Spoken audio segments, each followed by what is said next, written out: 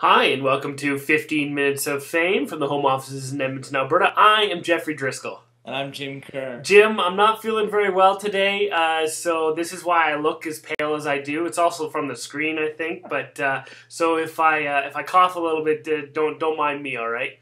All right, I look great because I feel great. Yeah, so. You do look great, and I'm going to plan on coughing just when you are talking, so that just right at the right time. Is your cell phone off? Yeah, my cell phone's off this time. Because I had about enough of that, all right? Yeah, I'm trying to run a professional thing here. Yeah, exactly. We're all about the professionalism here, folks, and that's just for you. Pretend to be pros. That's right.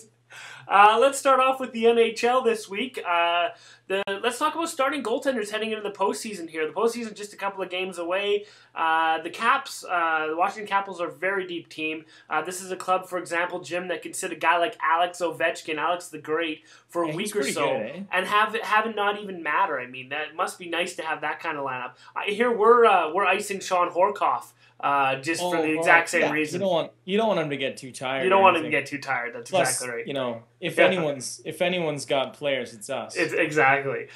In goal, they're a deep team as well. They're carrying 3 guys right now. They're basically all rookies because none of them really have more than 60 games experience. So you've got Michael Neuwirth, Semyon Varlamov, and Braden Holtby, who I actually don't know too much about. But heading into the playoffs, Jim, who do you go with? Well, it's kind of a unique situation there, but I think if you're the coaching staff, you have to go just as soon as you creep up on the playoffs. Whoever you're riding at that moment is probably who you go with until you don't have a lot of time when the wheels start to fall off. But yeah. I guess with 3 guys that are all pretty good, you just kind of ride the hot hand. I mean, we're talking about 3 goalies, all with fairly good win percentages, all fairly inexperienced. So it's not like one guy's got an edge really on the other 2. Holtby's obviously the youngest of the 3, but it's an interesting dynamic. You don't see it very much when you got 3 goalies that are, I suppose, right now getting fairly equal playing time. Yeah, no, you're absolutely right, and that's the problem. I think is you're right. You have to whoever's hot, and you've seen teams go real far into the playoffs with goaltenders who aren't that good, but they're hot during the playoffs, right? So I think that's what you do is you ride whoever's hot going in and hope they turn into that kind of a situation.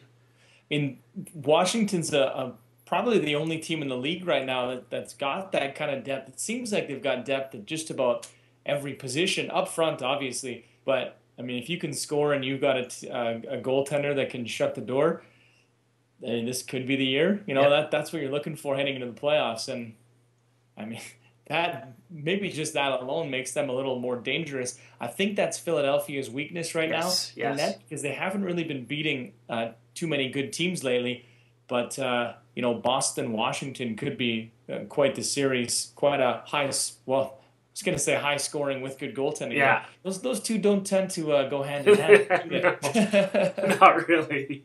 Well, I mean, let's go from playoff-bound teams to the Edmonton Oilers, and they just keep losing, and they just keep losing players. Jim, they're not heading into the playoffs. Looks like their season is just about over. Some of the Oilers are looking forward to the World Championships coming up here in a few weeks. But what should the Oilers be looking at over the next 10 games or so? Let's start within the pipes. Between the pipes, what should they be doing there?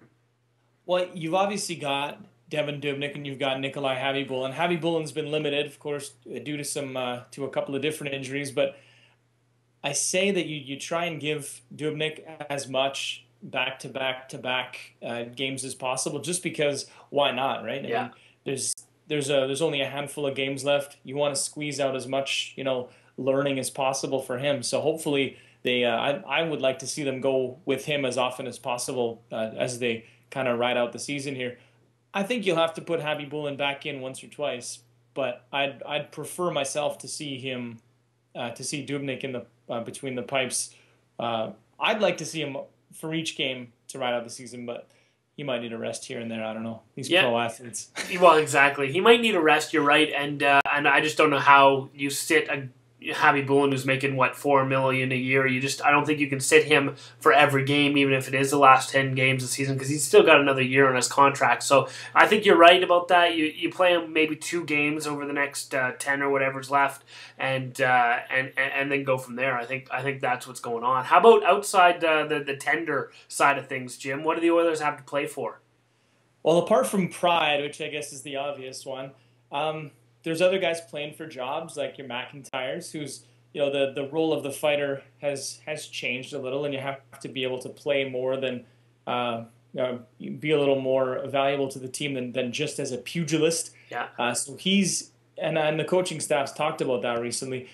He's got to kind of show that he can do more than that, because it's tough to keep a guy on the roster like that who's playing a couple of minutes every other night when he's in a situation like George Laraque was in a few years ago, where people don't want to fight him. Yeah.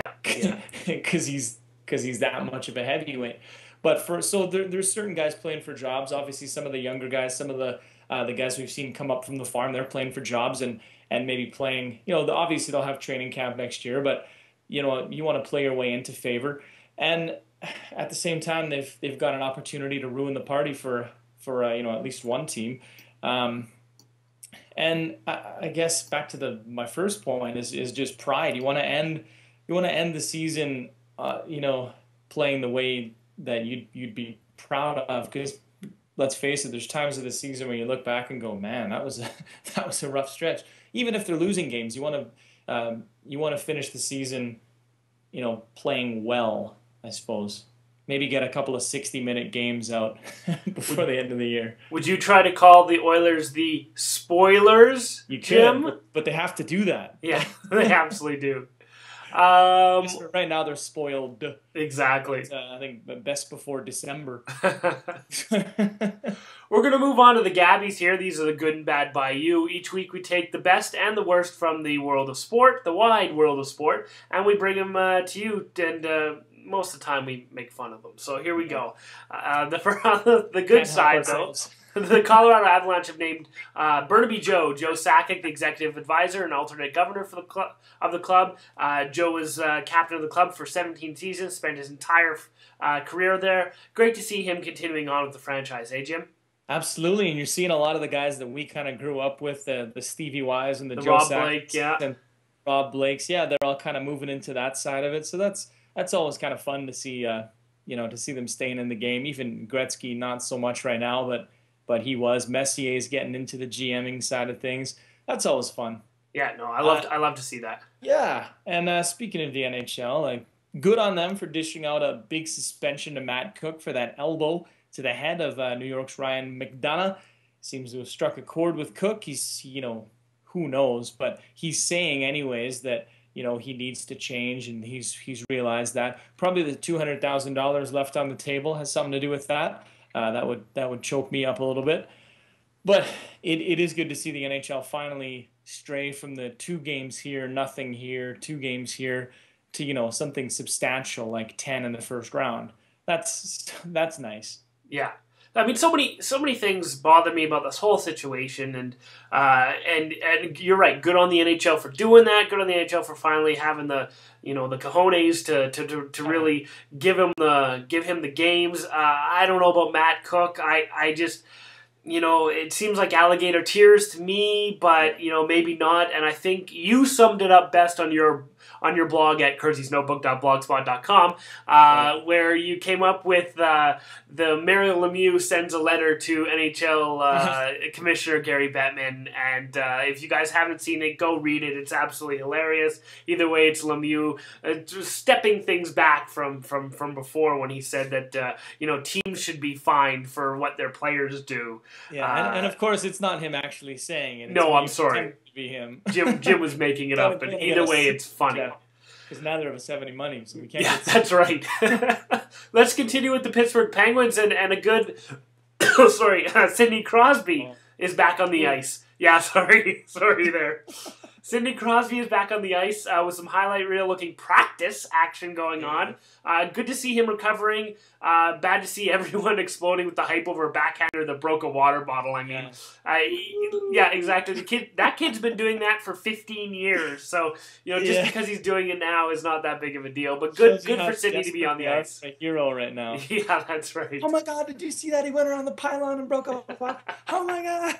TSN's breaking into live coverage of it and stuff. Good for him to be back, but bad on us, I guess.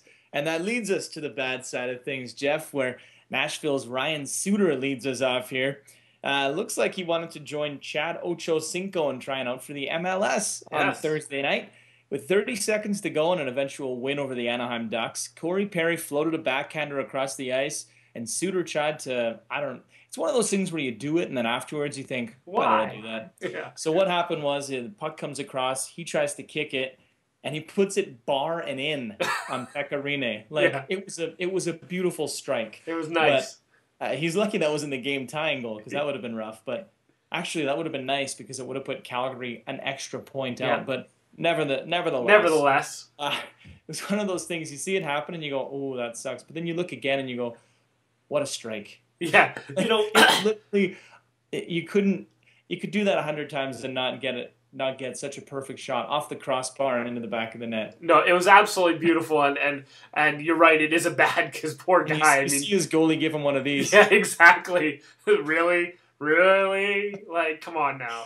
Classic. Just classic, absolutely classic. It was a bad though, and I absolutely love it. Still on the bad side. Poor Marc Savard, Jim. I mean, he's apparently having some pretty bad memory problems as he tries to recover from another concussion. He's obviously done for this year. Hopefully we're able to see him back on the ice next season. That said, you got to wonder at this point if him even coming back on the ice is the right idea. But you got to hope, Jim, with his memory problems that, he forgets this season because, it's just rough for him, eh? It's been a bad one for him. And like you say, you got to wonder if coming back at all is something he should consider because the hit that put him out again wasn't necessarily, the biggest hit or it wasn't, anything too crazy. So for that to have such an effect on him, I'd be cautious, and I don't know. Do you think we'll see him back next year? Well, I'm hoping he takes. Was it Laperriere, Jim, who was out all summer, and then he's like, I think I'm going to come back. And then gets into training camp, and he's like, you know what? I've had this concussion all summer, and you know what? I can't come back. And hopefully he takes the lead from someone like Laperriere to say, you know what? I have to reevaluate myself now. I can't wait till training camp. And if I'm not feeling it, then I can't come back. And hopefully that's how that goes. Yeah, I don't think we'll see him again this season for sure, but you know what? He's got to think about his future, right? Yeah. Because a couple more of these, it sounds like a hellish time dealing with these concussions. And if it's so bad that he's, all this time later still having issues with it, unfortunately, I think it might be time to wrap it up. Yeah. But on a lighter bad note, I guess, we've got to give one to Tiger Woods this week. Now, Jeff, I don't know if you downloaded his app. I didn't. The biggest reason we're giving it bad here is that it just opens the guy up for so much more ridicule. Everyone's had their fun with Tiger Woods, but after all the things we've heard about him with the other women and all that, he goes and launches an app called My Swing. Yeah. Yeah. Even worse, I suppose, by the fact that his swing hasn't gotten him very far this season, but a guy, the jokes. I'm sure the late night talk shows had a ball with that one. The guy's trying his best to dig himself out of the sand trap here, but it's really just not happening, Jim. The poor guy, I don't know what he's got to do, but this isn't it. But now that we've wrapped that up, Jeff, what are you up to? What are you up to on Saturday? Saturday, this coming Saturday.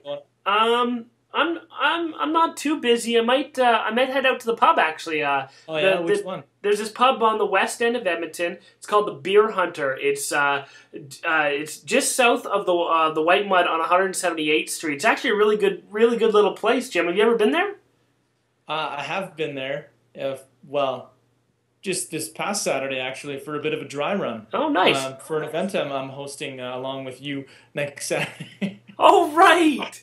That's what's happening next Saturday. I knew you'd forget. That's why I reminded you. Yeah. That's right. Thank you for doing that. Got some guests coming out. Yeah. Oh, yeah. It's going to be good. Jeff's going to have a Nerf gun shot at him. Yep. It's going to be good. Yeah, it's going to be absolutely good. Ladies and gentlemen, we have as our 15 minutes are up, we have an event going on at the Beer Hunter pub next week, and like I said, like Jim was talking about, we're going to interview some Edmonton Eskimos. We're going to have a trap shooter there talking about some stuff. We're going to have some real live roller derby girls, and Jim, if you can't make it out, where can you see it?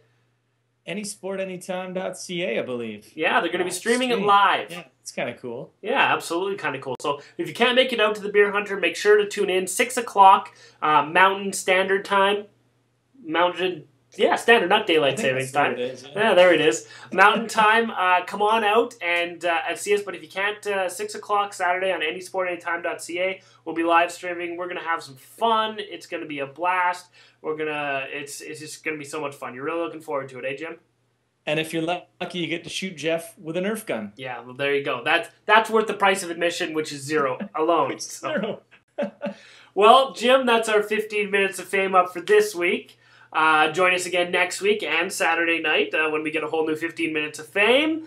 In the meantime, I am Jeff Driscoll. And I'm Jim Kerr. Have a good week, folks.